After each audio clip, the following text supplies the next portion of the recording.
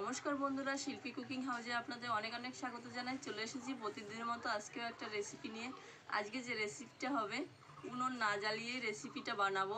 Cornflour বানাবো আজকে আলু দিয়ে।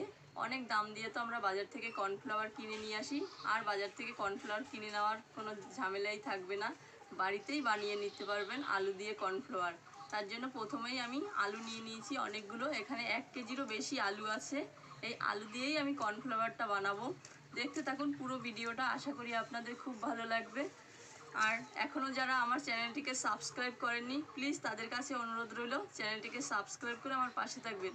পাশে থাকা বেল আইকনটি প্রেস করে দেবেন, যখনই আমি ভিডিও পোস্ট করব সবার আগে নোটিফিকেশন আপনার কাছে পৌঁছে। শুরু করে দিচ্ছি। আলুগুলো আমি প্রথমেই কেটে নেব। প্রথমে একটা আলু নিয়ে নিচ্ছি। এবার আলুটা মাঝখান থেকে কেটে নেব। এর ভেতর আমি জল দিয়ে দেবো, তাহলে আলুর কষটা বেরিয়ে যাবে। এইভাবে আমি বাকি আলুগুলো কেটে নেব।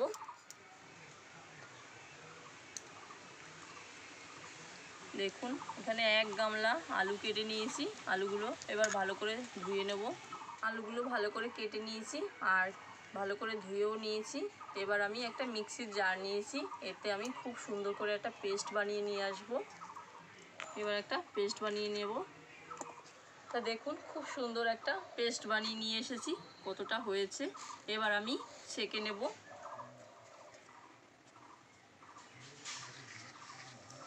তা বন্ধুরা দেখুন, পরিষ্কার একটা কাপড় নিয়েছি, এই কাপড়ের সাহায্যে আমি ছেঁকে নেব আলুর রসটা। আর আপনারা চাইলে ছেঁকনিও নিতে পারেন, কিন্তু এই যে কাপড়টা নিয়েছি তাড়াতাড়িও হয়ে যাবে আর এটা ভালোও হবে, ছেঁকনির থেকেও ভালো হবে। এবার আমি আলুর রসটা ঢেলে দেবো।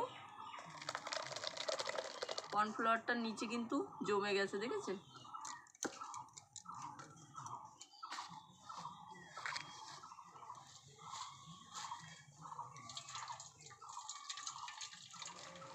দেখুন ভালো করে আমি চেপে নিয়ে, এই যে ছিবড়াটা, এটা আবার আমি জল দিয়ে ধুয়ে নেব।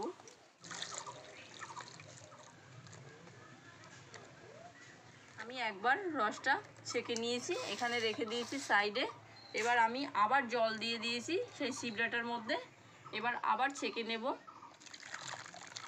এরকম করে বারবার আমি ছেঁকে নেব। তা বন্ধুরা আমি আলুর জলটা ছেঁকে নিয়েছি ভালো করে, উপরের যে এই ফেনা ভাবটা এটা আমি ফেলে দেব। আর এই দেখুন কালো কালো হয়েছে, এটা কিন্তু আলুর কষ। আমি এটা 10 মিনিট মতো রেখে দিয়েছিলাম। এবার আস্তে আস্তে জলটা আমি ফেলে দেব। এই দেখুন যতক্ষণ আমার এই কষটা বেরোবে ততক্ষণ আমি এভাবে করে নেব।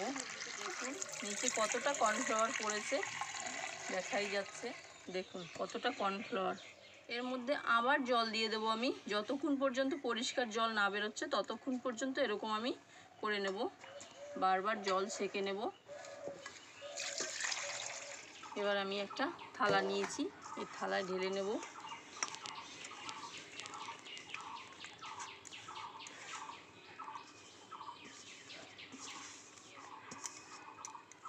এবার আমি সারাদিন রোদে রাখবো, তারপরে দেখা হচ্ছে।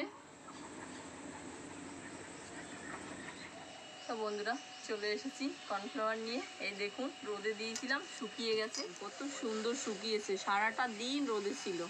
এবার আমি একটা চামচ নিয়েছি, এই চামচ দিয়ে কর্নফ্লাওয়ারগুলো তুলে নেব। দেখুন কত সুন্দর উঠে যাচ্ছে।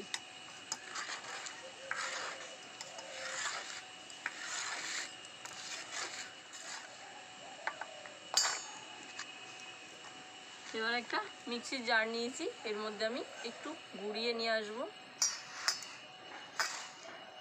কত সুন্দর হয়েছে। এবার আমি এটা একটু পেস্ট করে নেব, তাহলে ভালো হবে, মানে গুঁড়ো করে নেব। তা বন্ধুরা মিক্সচার একটু ঘুরিয়ে নিয়ে এসেছি। দেখুন আলু দিয়েও এত সুন্দর কর্নফ্লাওয়ার বানানো যায়, কেউ না দেখলে বিশ্বাসই করবেন না। তা বন্ধুরা দেখলেনই তো আলু দিয়ে কত সুন্দর কর্নফ্লাওয়ার বানিয়েছি। আপনারাও বানাবেন, সবার বাড়িতে আলু থাকেই। তা ভালো লাগলে লাইক করে দেবেন, কমেন্ট করে দেবেন, শেয়ার করে দেবেন। আজকের মতোই এ পর্যন্তই, দেখা হচ্ছে নতুন একটা রেসিপি নিয়ে। আপনারা ভালো থাকবেন, সুস্থ থাকবেন, টাটা।